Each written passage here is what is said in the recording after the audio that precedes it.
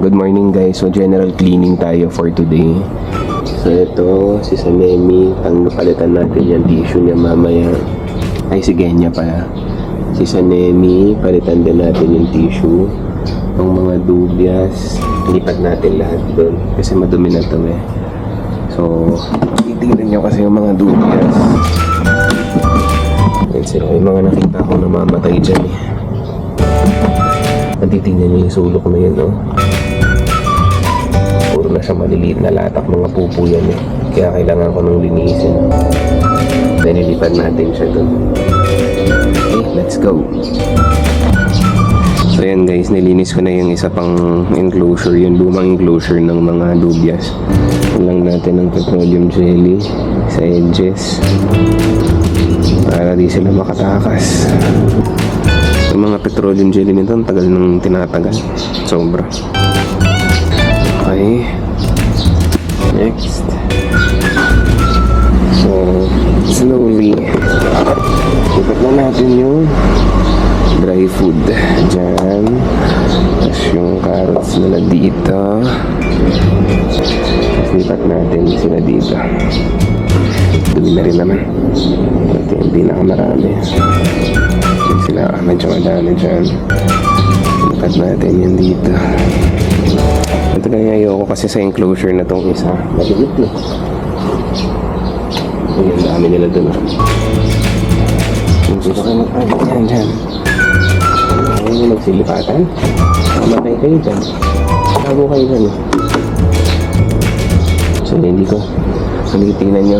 Dami pa nila dyan. Hindi ko alam kung trip nila. Ba't di sila pumupunta sa ano dito sa lungga. Tayo lang natin ng konti.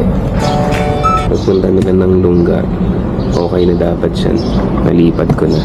Yung mga malalaki siguro start ko ng isa-isa hit. Kuha. Ito na, ba't naka-toilet ka pa dyan? Ayan, yung mga malalaki madaling kunin. Yung maliliit yung problema eh. Ayan na kasi nagpe-plated. Hindi ko naman.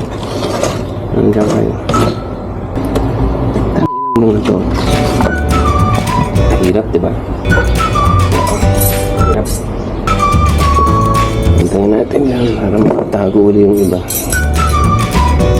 Teka, medyo boring to. Stop ko muna, ha? Yan, kung makikita nyo, yung mga dumi ng mga yan. So, lilinisin ko rin yan para next ready na siya. Makikita nyo rin yung mga maliliit na natitira dyan. Hinahayaan ko na yan. Sobrang bilis namang mag-reproduce na itong mga to. Tapos lilinisin ko lang yan. Wait lang. And then ito na yung finished product. Yung isang enclosure. So dyan na sila. Okay. Ito hindi ko na ipapakita na itatapon ko to. Para lang at di naman nakakatawang panoorin yun. Ito na lang.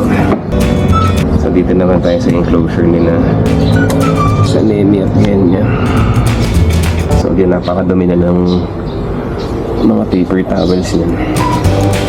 Lalagyan ko sila ng malitig dalawa sila. Ayan. Tapos konting punas tayo. Konting punas nito. Kahit pa paano mga bawasan. Pero sa totoo lang, napapaisip na akong bioactive eh. Tapos lagyan ko na lang ng springtails tapos substrate. Lagyan na natin to. Tapos kay Sanemi naman. Yung punas. Ito si Sanemi, may konting substrate pa to dito. Kasi ito yung time na gusto ko yung coco pit eh, pero ewan ko, nagbago isip ko, para mas gusto ko na plain na lang.